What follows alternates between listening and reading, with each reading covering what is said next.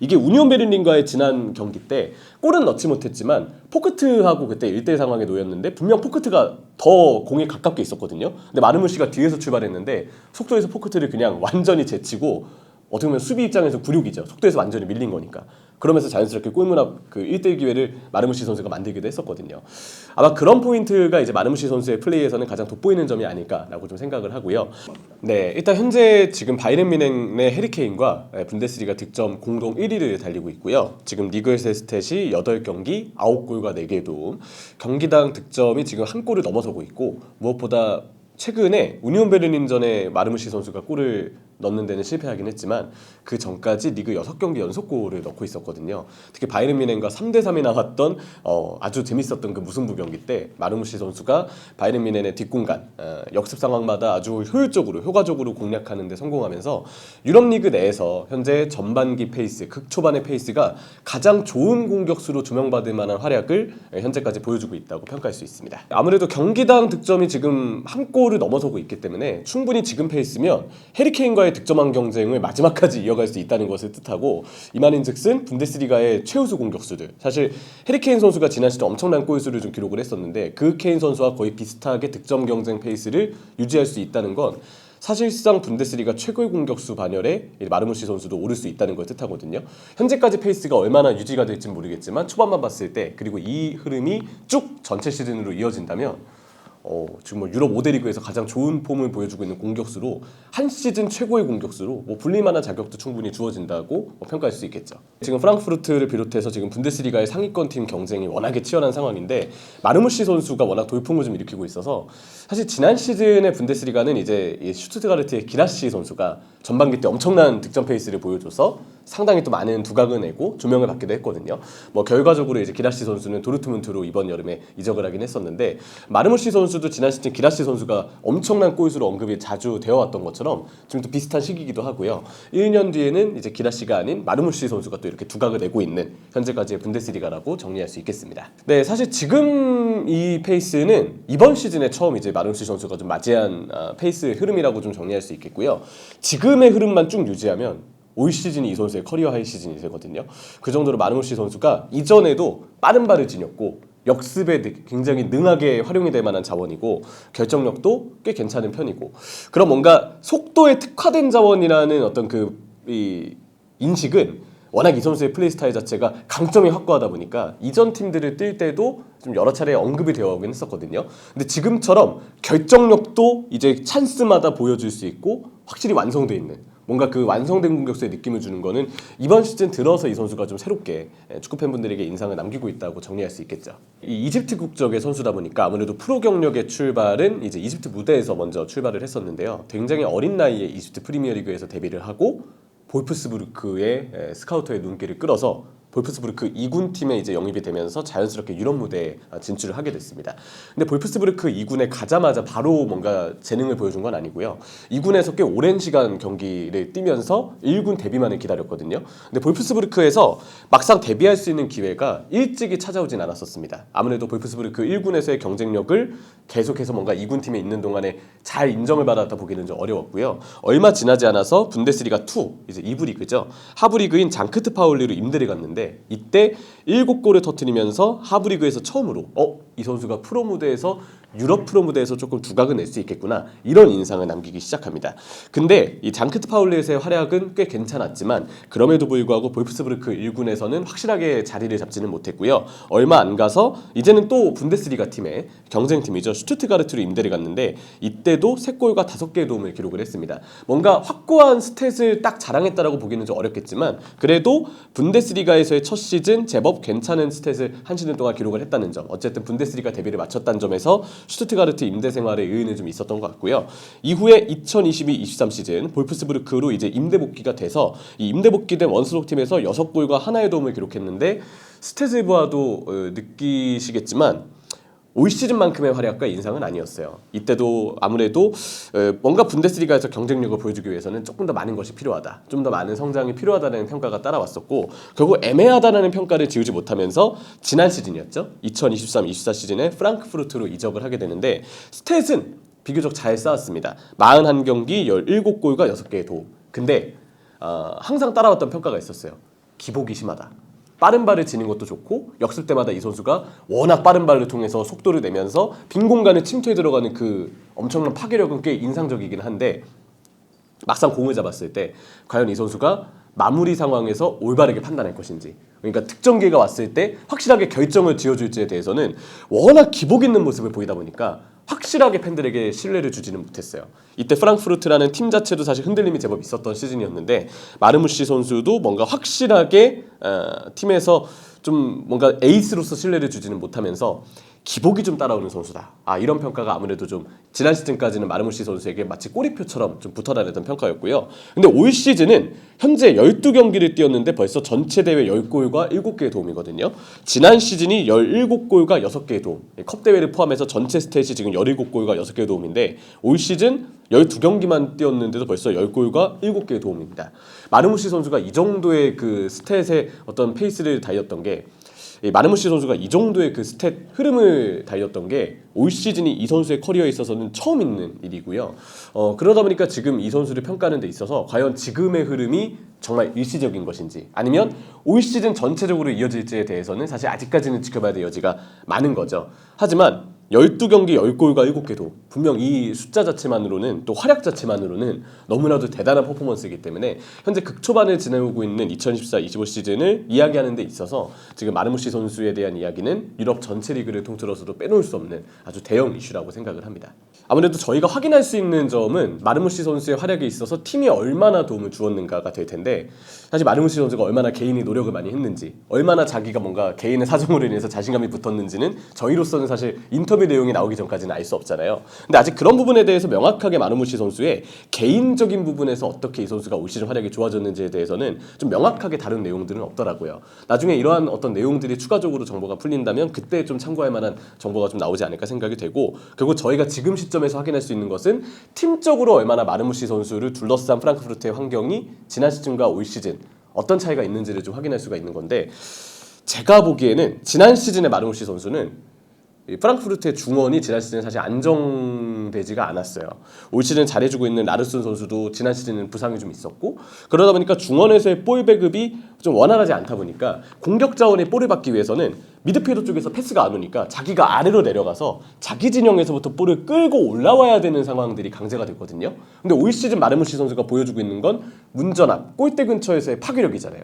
골도 그렇고 도움도 그렇고 결국 상대 박스 근처에서 볼 터치를 많이 가져가야 이 선수가 스탯을 쌓을 수 있는 빈도가 늘어나게 되고 그러면서 자연스럽게 올 시즌과 같은 득점 페이스 아니면 스탯을 쌓는 어떤 흐름이 좀 이어지게 되는데 지난 시즌은 볼을 터치하는 지점이나 혹은 본인이 맡게 된 역할 자체가 좀 더 박스 쪽보다는 그보다 아래쪽 미드필더에서 뭔가 문제가 드러나다 보니까 그 문제를 감추기 위해서 본인이 내려가서 볼을 운반해야 되는 상황이 굉장히 많았던 거예요. 그러다 보니까 마르무시 선수의 어떤 파괴력이 골문 근처에서 바라볼 수 있는 상황이 올 시즌만큼은 빈도가 좀 나타나지 않았던 거죠. 지난 시즌보다 올 시즌이 조금 더 상대 박스 근처에서 마르무시 선수를 골대 가까이에서 보는 빈도가 더 늘어나게 되었고 그러면서 자연스럽게 마르무시 선수가 스탯을 쌓게 되는 상황도 더 늘어나게 됐는데 중원이 확실히 지난 시즌과 비교했을 때 프랑크푸르트가 더 많이 안정을 찾은 상황입니다. 그래서 미드필더 쪽 아니면 테아테나 코흐가 있는 수비 쪽에서의 롱패스가 더 잘 배급이 되고 허리 쪽 아니면 수비 쪽에서 아주 안정적으로 공격진에게 볼이 배달되다 보니까 자연스럽게 마르무시 선수도 운반보다는 본인이 더 문전 쪽에서의 침투 아니면 골문에 대한 어떤 타격 공격에서의 마무리 이런 확실한 역할에 공격수로서의 역할에 좀 더 집중할 수 있는 환경이 조성이 된 거죠. 저는 이러한 부분이 올 시즌 마르무시 선수의 활약이 더 도드라지는 데 있어서 좀 많은 도움을 좀 주지 않았나 이렇게 일단 생각하고 있습니다. 네, 일단 마르무시 선수는 이 선수가 뛰는 모습을 보면 남들보다 마치 이 선수에게만 시간이 배속으로 지나가는 것처럼 정말 빠릅니다. 예, 이집트의 빠른 선수 하면 사실 생각나는 선수가 모하메드 살라잖아요. 근데 살라 선수도 요즘은 이제 나이가 좀 들다 보니까 예전만큼의 그 속도가 유지되는 느낌은 아니지만 한창 때 특히 리버풀에 오기 전 세리아에서 뛸 때 살라 선수 그 뛰는 모습을 보면 진짜 빠르다라는 인상을 좀 주거든요. 그 선수가 빠르다라는 표현을 할 때 이 선수 발이 보이지 않습니다. 이게 좀 어떻게 보면 요즘 트렌드에는 안 맞는 표현일 수 있지만 발이 보이지 않는다. 그 정도로 정말 좀 그 잔스텝을 빨리 밟으면서 속도를 낸다라는 어떤 그 표현을 많이 하게 되는데 마르무시도 그래요. 마르무시도 쭉 밀고 들어갈 때 폭발력도 있고 한번 속도가 붙었을 때 그 속도가 굉장히 높은 속도가 쭉 유지가 되는 편입니다. 밀고 들어가는 힘이 제가 볼 때 꽤 있는 것 같아요. 이게 경합에 대한 힘이 아니고 속도가 쭉 유지되는 그 힘이 있는 듯한 그런 느낌이 좀 들고 가속력도 아주 좋은 편이고요. 그러다 보니까 순간적으로 공간이 주어질 때 상대 수비보다 뒤에서 출발했는데도 불구하고 수비나 미드필더가 마르무시가 뛰어들어갈 수 있는 공간 쪽으로 볼을 주게 되면 마르무시가 뒤에서 출발하는데도 앞에 있는 수비수를 이겨서 그대로 상대 뒷공간, 골대 쪽까지 한 번에 넘어가는 경우들이 많습니다. 이게 우니온 베를린과의 지난 경기 때 골은 넣지 못했지만 포크트하고 그때 1대1 상황에 놓였는데 분명 포크트가 더 공에 가깝게 있었거든요. 근데 마르무시가 뒤에서 출발했는데 속도에서 포크트를 그냥 완전히 제치고 어떻게 보면 수비 입장에서 굴욕이죠. 속도에서 완전히 밀린 거니까. 그러면서 자연스럽게 골문 앞 그 1대1 기회를 마르무시 선수가 만들기도 했었거든요. 아마 그런 포인트가 이제 마르무시 선수의 플레이에서는 가장 돋보이는 점이 아닐까라고 좀 생각을 하고요. 그리고 마르무시가 정말 이곳저곳 활발하게 뛰어다니는 편입니다. 요즘 축구는 많이 뛰는 게 항상 트렌드라고 이야기를 많이 하는데 마르무시 선수가 활동량도 많고 진짜 적극적으로 이곳저곳 뛰어다니다 보니까 침투 능력이 굉장히 좋아요. 그런 부분들 그리고 그냥 단순히 뭔가 공간이 남았을 때 침투하는 판단을 빠르게 가져간다는 점뿐만이 아니고 적극성도 좋기 때문에 쉴 새 없이 이 선수가 뛰어다니면서 그때그때 뒷공간을 활용하는 편이다. 다만 너무 많이 뛰어서인지 지난 우니온 베를린전 후반이 됐을 때 약간 지쳐있는 모습이 보이기도 했었거든요. 약간 이제 그 6경기 연속골이 이제 흐름이 끊겼기 때문에 다시 얼마나 빠르게 또 득점 페이스를 찾을지는 좀 이제 지켜봐야 될 여지가 있겠지만 확실한 건 올 시즌만 놓고 봤을 때는 빠른 발과 확고한 침투 능력 여기에 적극성이 분명 잘 도드라졌던 마르무시 선수라고 좀 볼 수 있겠습니다. 해리케인은 사실 득점수로만 평가할 수 없는 선수죠. 뭐 결정력은 누가 뭐래도 정말 최고고 그리고 그 골대 앞쪽 그러니까 골대 딱 넣을 수 있는 지점으로 들어가는 그 움직임이라고 하죠. 움직임이나 위치 선정, 결정력은 지금 현존하는 공격수들 중에서도 탑급에 속하는 선수입니다. 해리케인은 거기에 더해서 경합 능력도 좋고 내려와서 미드필더에 가깝게 경기에 또 참여를 하면서 주위 동료들한테 공간을 만들어주고 패스를 찔러주는 역할도 굉장히 잘하는 선수잖아요. 저는 항상 이야기하지만 바이에른 뮌헨이 윙 자원이 조금 더 좋은 팀이었다면 왜냐면 지금 그나브리나 사네나 아니면 코망 그나마 올 시즌은 올리세가 와서 그래도 올리세 선수가 잘해주고 있기는 한데 또 무시알라가 있기 때문에 무시알라도 윙은 아니지만 공격형 미드필더 자리에서 케인과 지금 합이 척척 맞는 모습을 보여주고 있지만 무시알라 올리세가 아닌 나머지 한 자리 그나브리나 코망 사네가 좀 더 지난 시즌부터 꾸준하게 정말 꾸준하게 높은 기량을 보여줄 수 있는 선수가 그 한 자리를 차지하고 있었다면 케인의 연계 능력은 보다 더 많은 골을 좀 만들어냈을 거라고 생각이 들어요. 그게 단적으로 드러났던 게 토트넘에서 손흥민 선수가 보여줬던 손케 라인에서의 손케 듀오에서의 호흡이잖아요. 확실한 피니셔와 호흡을 맞출 때 해리케인 선수의 그 연계 능력을 더 빛을 발하는데 바이에른 뮌헨은 그것과 비교했을 때 사실 케인의 옆에서 뛰는 이선 자원들의 어떤 그 피니시 능력, 마무리 능력은 무시알라나 올리세를 제외하고는 다들 좀 아쉬운 편이라고 볼 수 있죠. 그럼에도 불구하고 해리케인의 연계 능력은 경기를 보다 보면 참 대단하다, 좋다라고 느낄 때가 많거든요. 그래서 해리케인은 마르무시 선수와 비교하면 가지고 있는 강점이 너무나도 많습니다. 그래서 마르무시 선수는 해리케인과 비교했을 때는 좀 더 침투에 좀 특화되어 있는, 좀 더 침투, 마무리, 좀 더 이제 좀 직선적인 전진을 하는 유형의 선수라고 보는 게 저는 좀 맞지 않을까 생각을 하고요. 모하메드 살라는 지금 마르무시 선수가 프랑크푸르트에서는 중앙 공격수로 좀 기회를 받고 있고 원래는 사실 마르무시 선수도 당연히 윙포워드 측면 공격수도 기용이 가능한 선수긴 한데 모하메드 살라는 좀 더 마르무시보다는 중앙보다 아예 그냥 오른쪽에 고정적으로 배치가 되는 경우가 많죠. 그리고 측면에 섰을 때 모하메드 살라도 사실 마찬가지예요. 살라라는 선수가 단순히 빠른 발만 가지고 플레이하는 선수가 아니거든요. 살라가 세리머니 할 때 보면은 마치 마블 영화의 히어로를 보는 것처럼 마른 근육이 굉장히 또 많이 돋보이고 운동 좋아하시는 분들은 모하메드 살라의 몸을 좀 롤모델로 삼아도 괜찮을 정도의 정말 대단한 그 상체 근육을 좀 자랑하거든요. 경합 능력 대단합니다. 살라도 버티는 힘 좋고 코어 힘이라고 하죠. 이게 웬만한 중앙 공격수 못지않게 굉장히 좋은 편이에요. 리버풀은 살라를 활용했던 굉장히 오랜 시간 동안 살라의 그런 경합 능력과 그리고 살라도 기본기가 좋기 때문에 버텨주면서 자기가 만들어준 공간으로 뛰어들어가는 동료한테 조타라든지 아니면 예전에 피르미누나 마네아 같은 선수들한테 왼발로 이렇게 툭 건네주는 패스 능력이 굉장히 또 좋은 선수거든요. 그리고 본인의 힘으로 그 경합으로 상대 수비를 이기고 버티면서 안으로 들어와서 때려내는 그 왼발의 피니시 능력도 살라가 굉장히 긴 시간 동안 그 능력이 타이 추종을 불허하는 선수임을 입증해준 선수였죠. 살라와 마르무시를 비교하면 마르무시의 롤모델이 이제 살라가 되어야 한다라고 얘기를 해야 될 정도로 살라도 워낙 같은 국적의 선수인데도 꾸준하게 정말 긴 시간 동안 고점의 활약을 보여왔던 선수였고 역시 지금 비교했을 때는 여전히 살라 선수가 가지고 있는 무기가 마르무시 선수보다는 좀 더 많다. 케인도 그렇고 살라도 그렇고 케인과 살라는 뛰는 위치가 좀 다르긴 하지만 경합 능력과 그 경합을 이겨낸 다음에 보여주는 퍼포먼스가 확실히 마르무시 선수보다는 좀 더 다양하고 많다. 그리고 확실하다. 라는 점은 좀 얘기할 수 있지 않을까 싶습니다. 사실 프랑크푸르트가 꼭 역습만 올 시즌 펼치고 있는 게 아니거든요. 토프멜러 감독이 부임하면서 특히 올 시즌의 경우는 조금 프랑크푸르트 입장에서 잡아야 되는 팀들이 있잖아요. 예를 들어서 지금 순위권이 낮은 팀들 아니면 프랑크푸르트를 상대할 때 기본적으로 수비가 좀 밀집 수비를 서는 팀들 이런 팀들을 상대할 때는 역습을 할 수 없거든요. 왜냐하면 상대가 올라오지 않으니까 공간이 역습을 위해서 뛰어들어갈 수 있는 공간이 쉽게 주어지지 않습니다.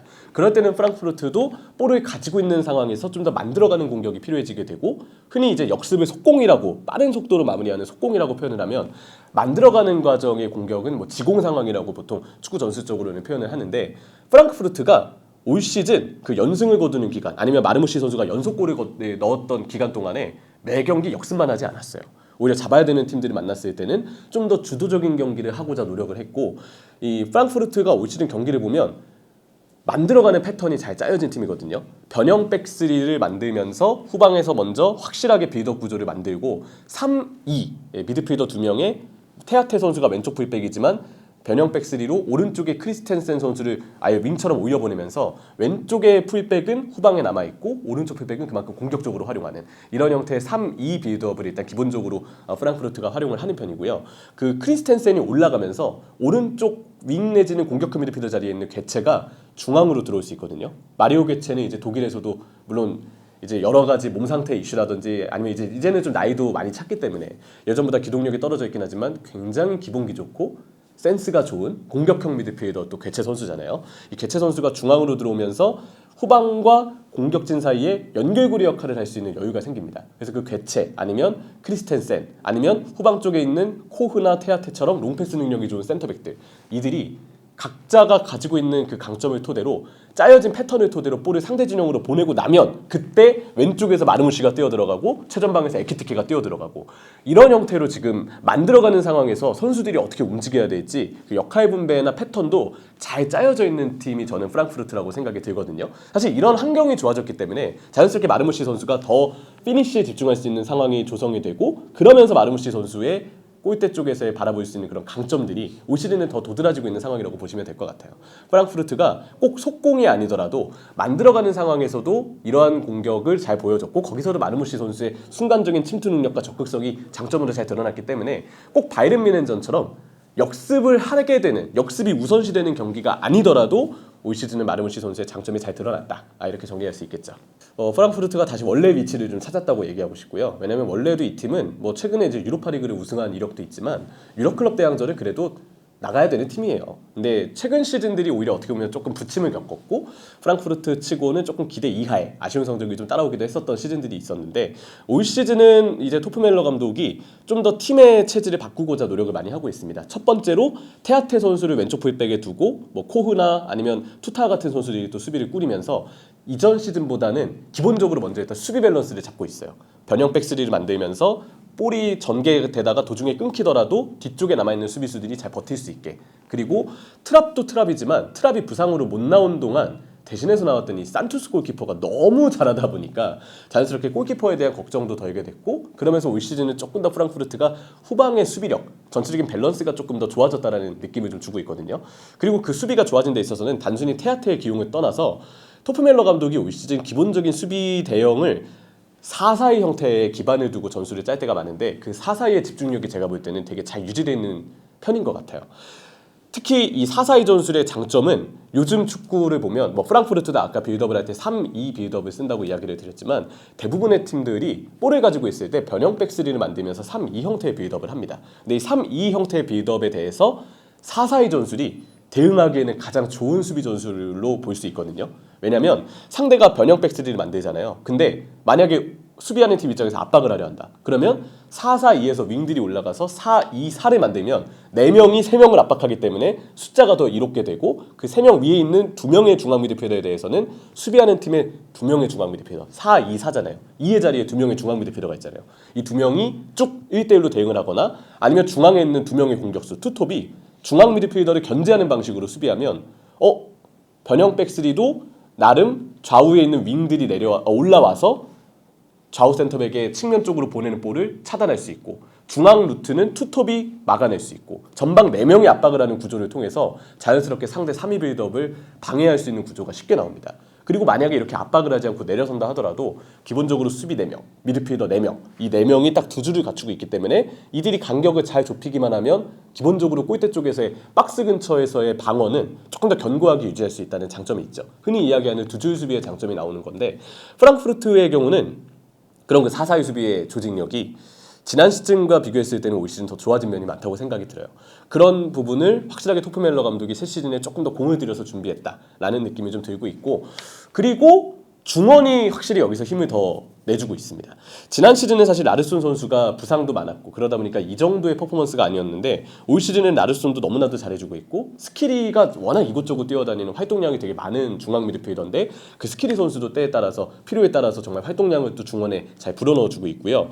만약에 이제 팀이 조금 더 뭔가 만들어가는 좀 더 패스를 뿌리고자 하는 뭔가 경기 운영이 필요할 때는 또 다우드 선수가 이번에 또 영입이 되면서 다우드를 또 적재적소에 쓰는 것도 경기 분위기에 따라서 충분히 가능해지고 아니면 또 좀 더 수비보다는 미드필더 쪽의 숫자를 채우고자 경기를 좀 펼치려고 한다면 센터백이지만 수비형 미드필더도 볼 수 있는 투타 선수를 또 위쪽으로 올려서 좀 더 변칙적으로 중원을 기용하는 것도 프랑크푸르트가 가능하거든요.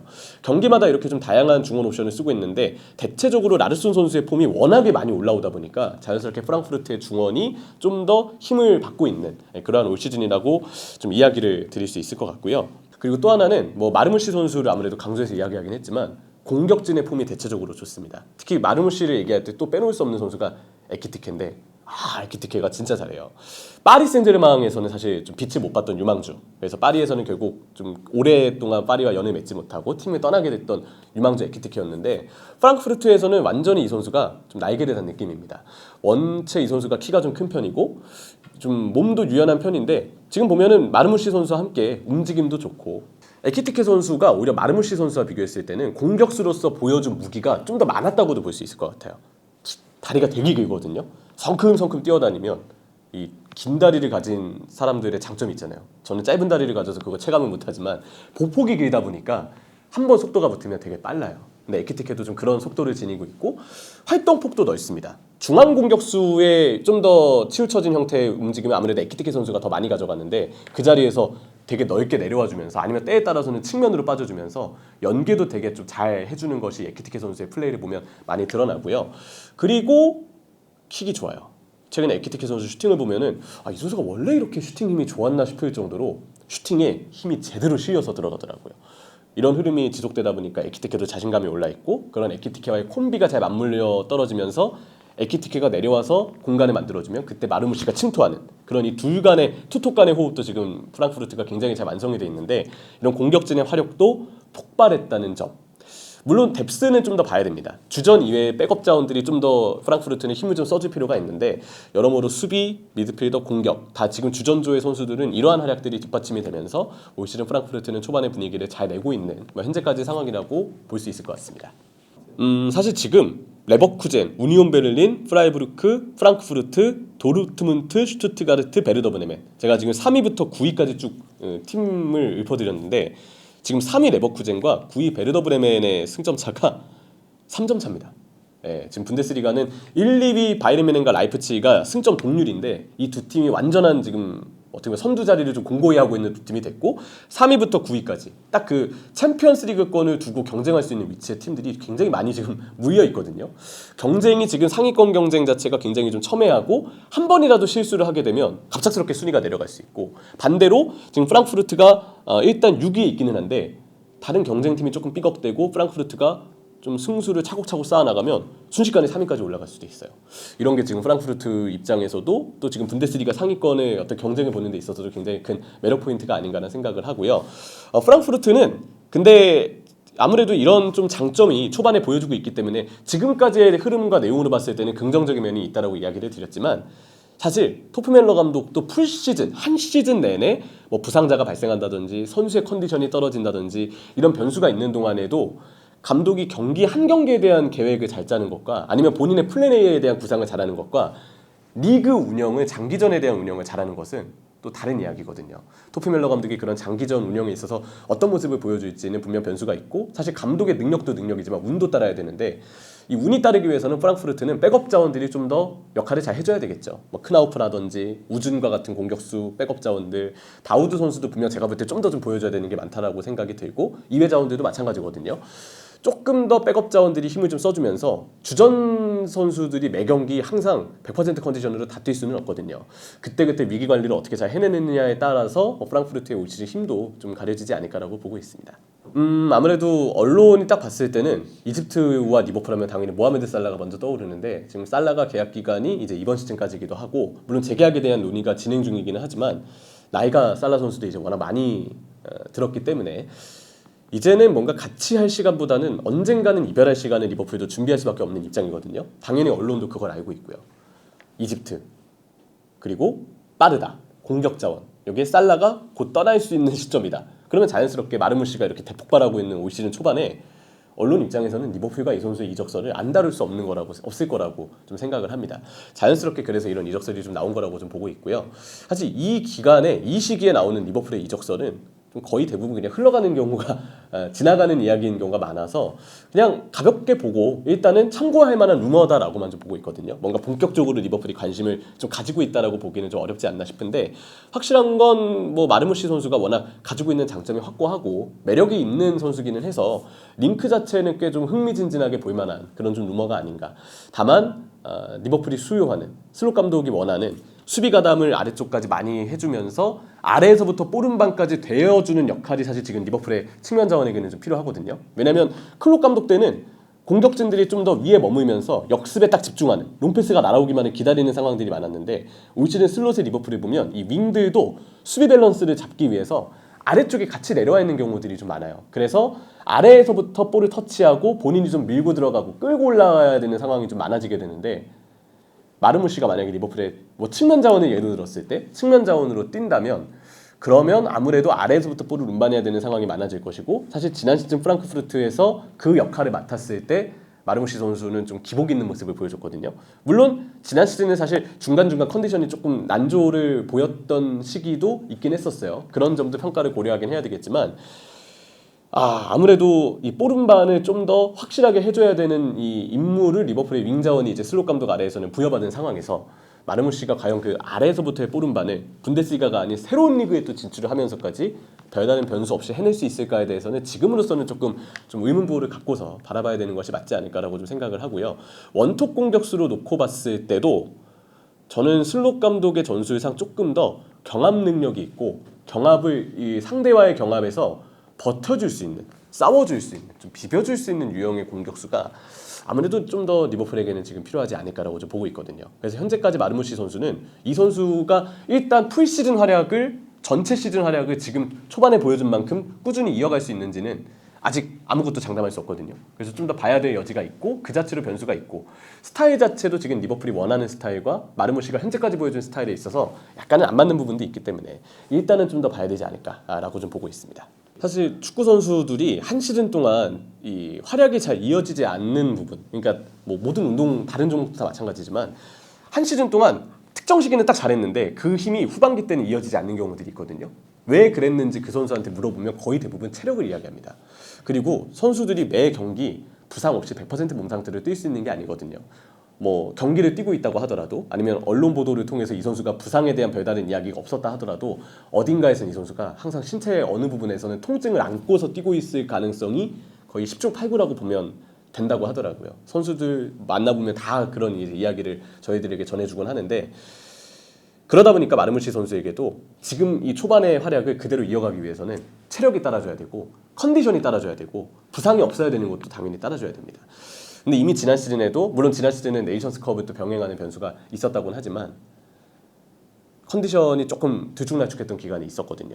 올 시즌도 과연 그런 문제 없이 한 시즌을 온전히 본인의 체력과 에너지를 유지하면서 지금의 활약을 쭉 밀고 나갈 수 있느냐 아직 이 부분은 장담할 수 없죠. 저는 이게 지금 마르무시 선수한테는 가장 필요한 부분이 아닌가 이렇게 보고 있습니다.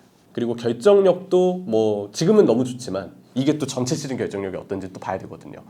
지금 잠깐의 결정력이 그냥 플루크가 아니기를 잠깐 동안 터진 흐름이 아니기를 전체 시즌 동안 계속해서 이런 자신 오히려 결정력에 저는 장점이 있습니다라고 얘기를 할 수 있을 만큼 전체 시즌 동안 그런 문제 없이 잘 따라오는 것이 또 중요하다고 볼 수 있겠습니다.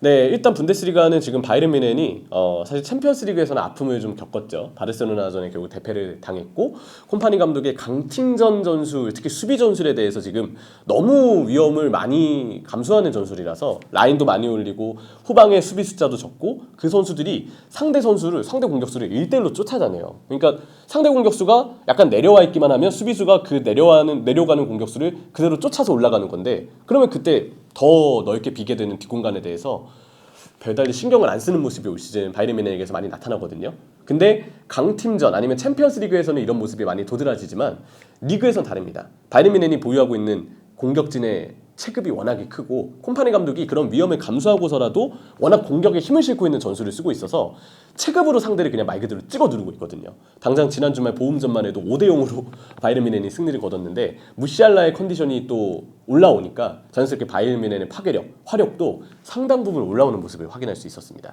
이것만 보더라도 정말 바이에른 뮌헨이 콤파니 감독의 첫 시즌 강팀전과 특히 챔피언스리그에서는, 특히 토너먼트에서는 조금 변수가 있지만 그래도 분데스리가에서는 잡을 만한 팀을 잘 잡는 것이, 모든 리그가 다 그렇지만 잡아야 되는 팀을 잘 잡는 것이 사실 리그에서 순위를 올리는 데 있어서는 되게 중요하게 작용을 하거든요. 근데 그 힘이 지금 바이에른 뮌헨이 다른 분데스리가 팀들과 비교했을 때는 가장 높아 보이지 않나, 이렇게 일단 좀 생각을 하고요. 라이프치히는 지금 공수 밸런스가 워낙에 좋아서 일단 지금까지는 수비에서도 안정감을 잘 보여주고 있고 실점도 최소화하고 있고 그러면서 좋은 퍼포먼스를 보여주고 있는데, 하루빨리 뮌헨과 라이프치히의 올 시즌 맞대결을 좀 보고 싶은 마음이 현재까지는 강하게 들고요. 지금 3위부터 9위까지 승점이 3점 차가 난다고 이야기를 드렸는데 레버쿠젠이 생각보다 무승부가 많습니다. 이전보다 수비적인 집중력이 좀 떨어지고 있고 그러면서 어이없이 리드하고 있는 경기인데도 어이없이 실점을 내주면서 결국 이기지 못하는 경기들이 좀 늘고 있는데, 아무래도 레버쿠젠도 지난 시즌보다는 확실하게 경기를 좀 승리하지 못하면서 부침을 겪고 있는 초반이라고 이야기를 드릴 수 있겠고요. 반대로 우니온 베를린, 프라이부르크, 프랑크푸르트, 이 팀들은 지난 시즌보다는 좀 더 선전하고 있는 팀들이라고 볼 수 있겠죠. 이 세 팀이 또 다시 상위권 경쟁에 합류하면서 올 시즌 분데스리가의 상위권 판도는 더 재밌어진 상황이 됐고요. 도르트문트는 순위가 그래도 지금은 상위권 경쟁에 합류해 있긴 하지만 누리시안 감독이 생각보다 위기를 많이 맞고 있습니다.